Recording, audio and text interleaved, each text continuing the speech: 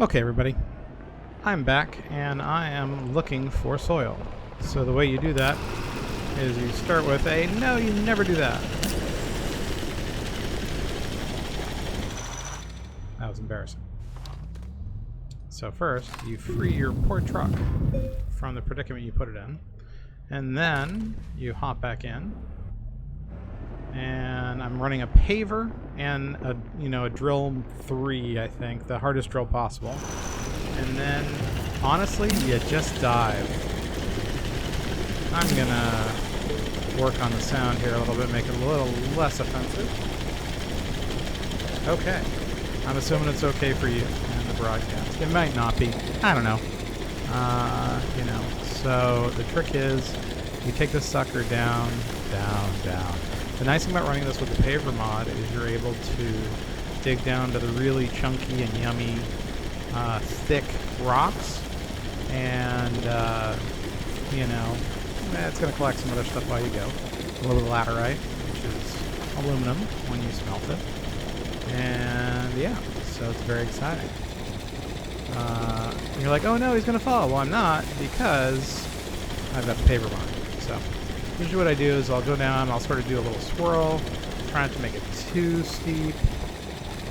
Once you get 3, 4, 5 caverns down, you're getting close to the whole the mushroom level, right? And that can be a little trickier to get up from, because the last thing you sort of want is all you don't want to get to the middle of the planet, because it's actually really a pain in the butt to get your car back from the middle of the planet. So, your rover. So what I like to do is I like to sort of like hover around this area, and if you listen closely, you'll hear boop, boop, boop, boop, boop, boop. And what that means is that your soil reservoirs are filling up, and then when you pave, you actually use some soil to create your path. So, you've got this great, road being built underneath you, but that takes soil. So if you find yourself driving around and you hear boop, boop, boop, boop, boop, boop, boop, boop, boop, boop, what that means is you are both creating and getting soil so fast that you're basically emptying and filling your soil resource thingies, silos really, really fast. So you might notice that I'm not stopping to collect any of these resources, because what I'm trying to do is get to a post-mining economy with the soil centrifuges. See, right now I'm using soil right there. Anyway, so I'm trying to get to a post-mining economy where I don't have to use the, go digging in the caverns or switch over to other planets much to get things, right? Now that said, you all know Glacio is where you go when you really need stuff, where you go to the moon to get, your hematite or your iron supply. But yeah, that's neither here nor there. I've got a ton of that stuff, so I'm not that worried about it. In an ideal world, I'll take a 400 containing resource collector with me to Glacio and to the moon and fill those suckers up, which is probably something I'll do at some point. On every planet in this world, I've got a fully, kitted out rover for exploring those different planets. Let's go ahead and fill off my, okay, so where am I? So, like all good Astroneers, I have got piles of, tunnels around my base here. And so it's just a matter of really finding one of my beacons, as it were. I can also just follow the path that I put it before. Yeah, you've been playing this game too long when you start recognizing the paths around your base. It's a thing though. Oh look. Yeah, so you can see over there all of my beacons. So I'm just gonna run this little course back over to my area. You're like, but Chris, you're passing so much good stuff. It's true, but I have 460, 470 graphite. I've got, honestly, more organic than I know what to do with. I'm turning it into carbon.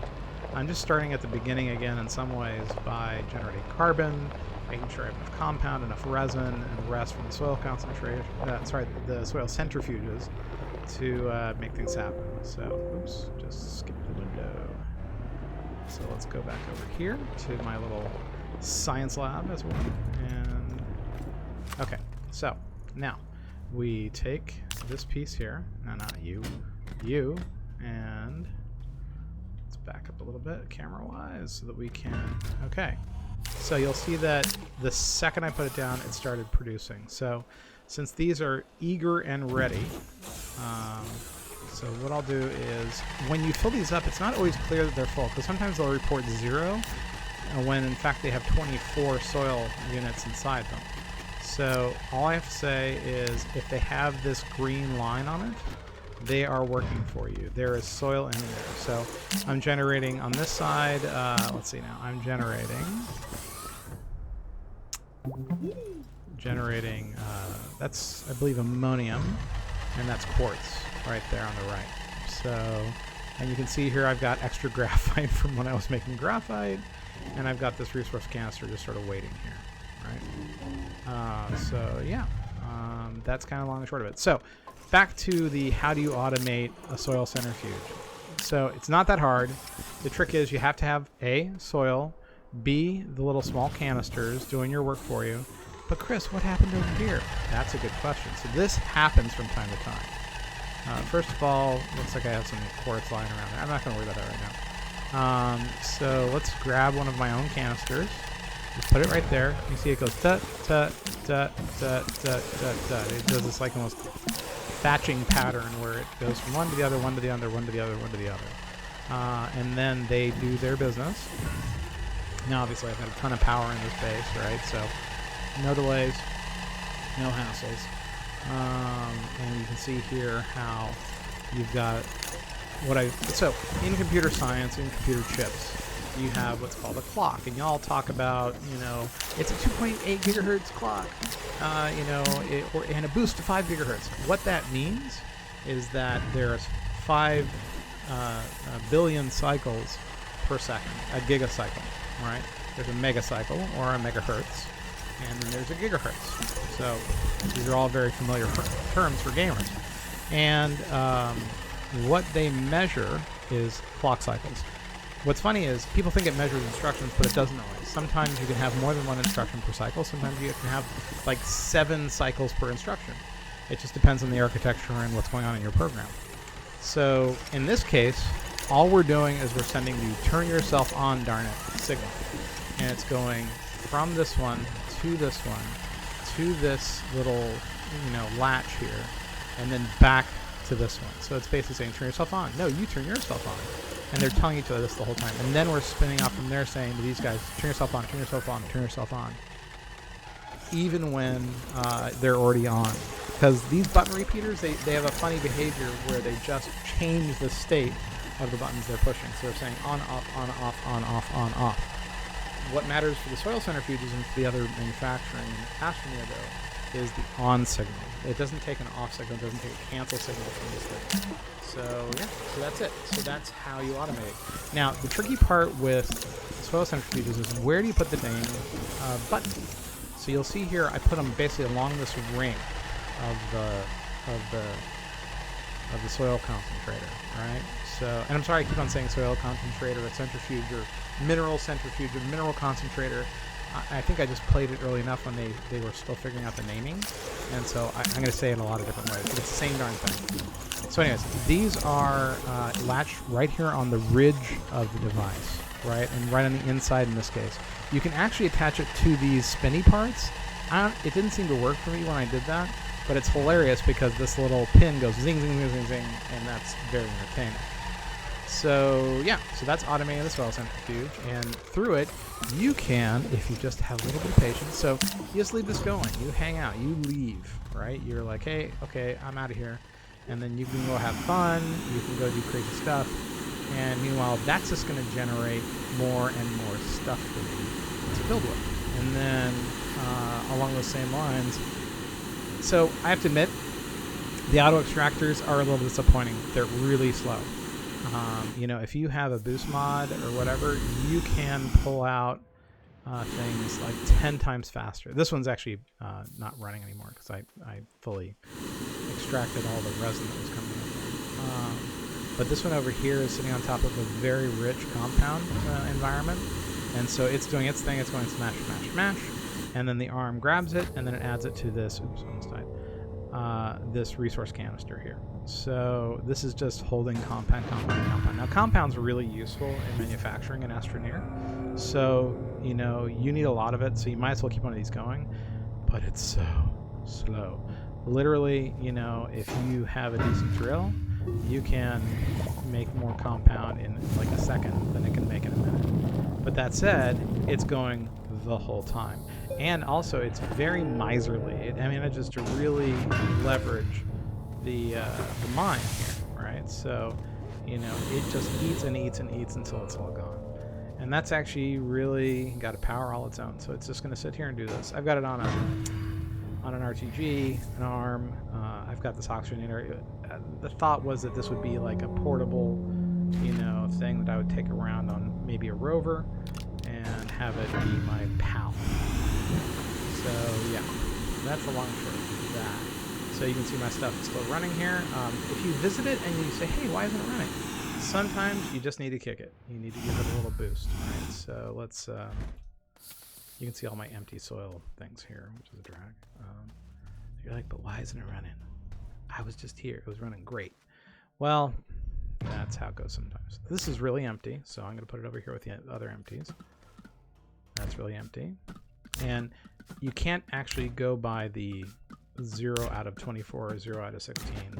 Also, why does it say 0 out of 16 sometimes? It's got to have a non-green top. So, there. Now, my question is, why aren't these being absorbed? It's full. That's exciting. So, I can add a full quartz to my collection. That is very neat. So, I've got 400 compound, 400 graphite, 400 organic, which is interesting. And I've got the beginnings of a pretty awesome, whatchamacallit, pretty awesome collection of carbon from burned organics. So I'm going to take this opportunity to clean up underneath here. We should change what these are making now. So we've done quartz, we've done graphite, we're doing ammonium over there. Let's do clay. So, and then, so you do it for both of them because otherwise it gets really confused. You only want to have one production per resource, otherwise you're like, oh, what am I building? I don't know.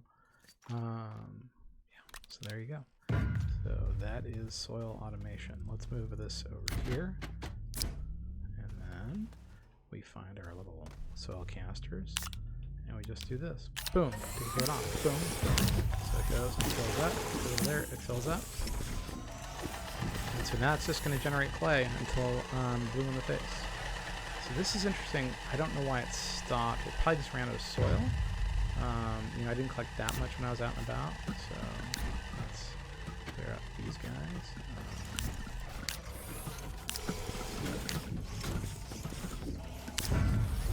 They're all empties. Yeah, it's not going to create that much clay with that little soil.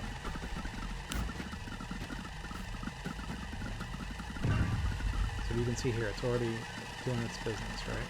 Oh, that's the other thing you need to do. When you get started, it's going to be like, I don't know what to do with these things, right? So you have to prime the pump to work. So that's going to do that, and now it's going to start sloping them over. Right. There you go. Sometimes you have to hit the enable button on those guys. So that's just going to do its thing, which is very, very exciting. And since this is doing its thing. So this is actually set for carbon right now, so we're just going to move this over here. And then we'll start making some glass, you know. So this is another thing you can do, which is really exciting. You can, with these guys, you know, sometimes you're left over with a lot of stuff that you forgot to stop it before you got to 400 or whatever it is.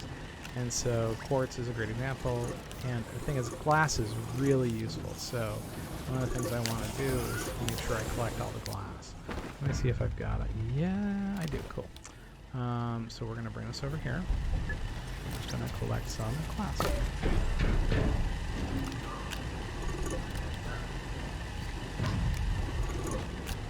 we'll just leave that there, and we'll start collecting a bit more glass. So you can see here I've set up the auto arm.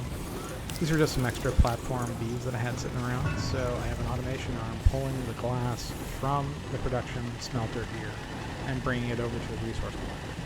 So I would recommend you doing this if you want glass. It's actually really super, super fun. So yeah, so that's running, and that's good, and that's where I'm going to leave it today. I hope you enjoyed the stream. Like, subscribe if that's your kind of thing.